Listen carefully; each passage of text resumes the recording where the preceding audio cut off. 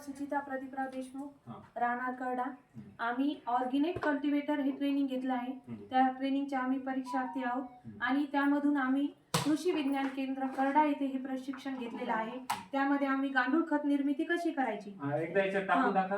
आणि गांडूळ खत बेड तयार केलेले आहे हा.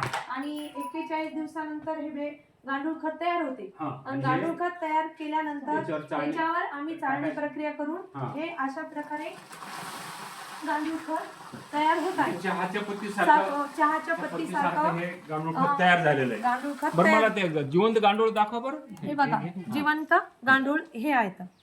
हे जिवंत गांडूळ आहे हा, नाही हा. म्हणजे हे गांडूळ अर्धवट कुजल्याला पालापाचोळा वगैरे खाल्ला की मग ते असं हे जे खत कुजतं आणि कुजल्यानंतर चहाच्या पत्ती सारख्याचे खत तयार होतं. तरी जात कोणती आहे? तुम्ही काहीतरी मगाशी नाव सांगितलं, आयसेनिया फेटेरा ही जात वगैरे.